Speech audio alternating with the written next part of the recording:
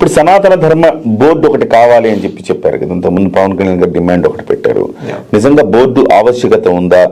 అసలు ఈ దేవాలయాల మీద ఈ ప్రభుత్వాల పెత్తనం ఎక్కువైపోయిన తర్వాత కొంత ఈ హిందూ దేవాలయాలకు వచ్చే ఫండ్స్ కూడా ఇతరత్ర కార్యక్రమాలకు వాడేస్తున్నారన్న ఒక అపప్రద కూడా ఉంది. ఈ నేపథ్యంలో సనాతన ధర్మ బోర్డు అవసరం ఉందా? ఉంటే దానివల్ల ఉపయోగాలు ఏముంటాయి? 100% అవసరం ఉందండి. దీన్ని యాక్చువల్లీ స్టార్ట్ చేసింది మా గురువు గారు. ఆయనని ఈరోజు గుర్తు తెచ్చుకుంటాం మనం. ఆయన పేరు స్వామి దయానంద సరస్వతి. ఆయననే ఫ్రీ టెంపుల్స్ మూవ్మెంట్ అనేది స్టార్ట్ చేసినారు. ఓకే. సో ఆయన స్టార్ట్ చేసి 2015లో పార్క్ హయాత్ హోటల్లో మీటింగ్ పెట్టి అడ్వకేట్స్ అందరిని పిలిచి మనం ఇట్లా ముందు తీసుకుపోతున్నాం, ఇది ప్రపోజల్ అంటే. సో దానికి సుబ్రహ్మణ్య స్వామి వీళ్ళందరూ వచ్చినారు. సో దానికి ఒక పెద్ద బాడీ ఏర్పాటు చేసి దాన్ని ఎట్లా ఫైట్ చేయాలని ఇంకా నడుస్తుంది. సో ఇప్పుడు ఇది ఎట్లా ఫ్రీ చేయాలనేది ఇంకా మంత్రం నడుస్తుంది. But that is a necessity.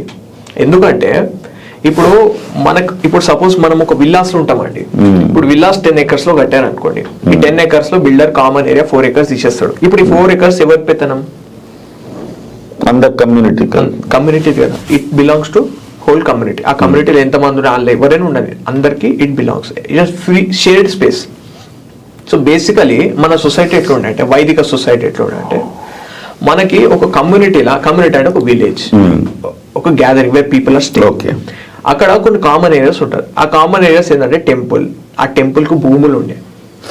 ఎట్లయితే ఒక కమ్యూనిటీకి 4 acres తీసేసి దానికి ల్యాండ్స్కేపింగ్ పార్క్స్ అవి అంటారు, స్విమ్మింగ్ పూల్ అవి అని, ఇక్కడ మనకి ఏంటంటే భూములు ఉండే.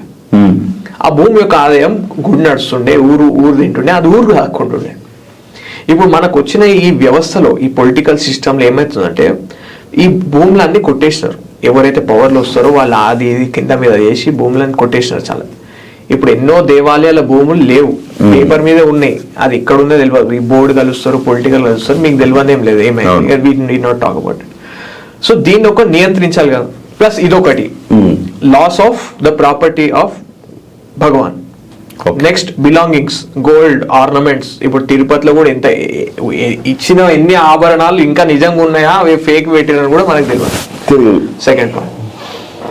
థర్డ్ రెగ్యులేషన్ ఏంటంటే, మెయిన్ రెగ్యులేషన్, అసలు ఈ ఆదాయంలో గవర్నమెంట్ ఇన్వాల్వ్మెంట్ ఎందుకు? when there are three major religions in India, the one major religion which is Hinduism, other two are not major, which is Christianity and Islam. ఇప్పుడు వాళ్ళకు వర్తించండి, మాకు ఎందుకు వర్తించాలి? అంతేగా. ఇప్పుడు మ్యారిటల్ లాస్ లా హిందూ లా వేరే ఉంటుంది, ఇస్లాం లా వేరే ఉంటుంది, క్రిస్టియన్ లా వేరే ఉంటుంది. ఇప్పుడు how much Muslim women is suffering when she faces marital disputes is just undescribable, varnanatītam. So this laws is so against the woman of a Muslim. So akkada kuda laws regulate correct ravali. There should be change coming in the laws. So Hindu ku kala Muslim ku kala undali, law for Indian atla undali. So ikkada kuda endi మీకు church లో కానీ మళ్ళా mask లో కానీ మీకు government involvement లేదు. So why should we need government involvement in our temples? We don't need. So we need to free our temples. అది మేమేమైనా చేసుకుంటాం, మీరు ఎట్లా నడిపించుకుంటారంటే అది మా తలకెను.